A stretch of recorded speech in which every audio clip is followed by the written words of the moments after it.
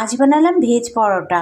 তা এটা বানানোর জন্যে এখানে ময়দা নিয়ে নিলাম, 2 বাটি, আর ময়দার মধ্যে সামান্য তেল আর পরিমাণ মতো লবণ দিয়ে মাখিয়ে নিলাম অল্প অল্প করে জল দিয়ে।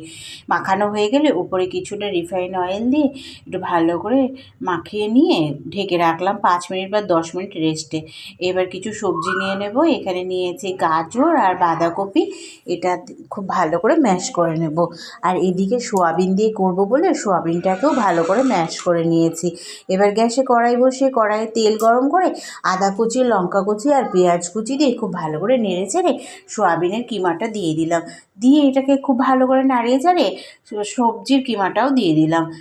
এখানে দিয়ে দিলাম গুঁড়ো মশলার মধ্যে হলুদ গুঁড়ো, কাশ্মীরি লঙ্কার গুঁড়ো, স্বাদ মতো লবণ, আর এখানে দিয়েছি জিরের গুঁড়ো, আর দিয়ে দিলাম 1 চামচ মতো সয়া সস। দিয়ে খুব ভালো করে কষিয়ে নিয়ে তৈরি হয়ে গেল পুরটা। এবার পুরটাকে একটা থালায় নিয়ে ঠান্ডা করে নিলাম। আর এদিকে ময়দা থেকে লেচি কেটে নিয়ে ময়দার মধ্যে পুর ঢুকিয়ে ময়দার মুখটাকে বন্ধ করে দিলাম।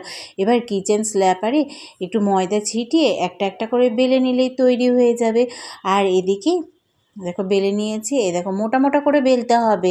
আর এদিকে গ্যাসে ফ্রাই প্যান বসিয়ে তেল গরম করে একটা একটা করে ভেজে নিলাম। এটা কিন্তু খেতে দুর্দান্ত হয়। রোজ রোজ রুটি তরকারি না করে এইভাবে একবার সবজি পরোটা বানিয়ে নাও, তরকারি করার কোনো ঝামেলা থাকবে না। আর এটা এতটাই নরম হয় আর খেতেও দারুণ হয়। তোমরাও বাড়িতে বানিয়ে নিও আর কমেন্টে জানিও কেমন হয়েছে।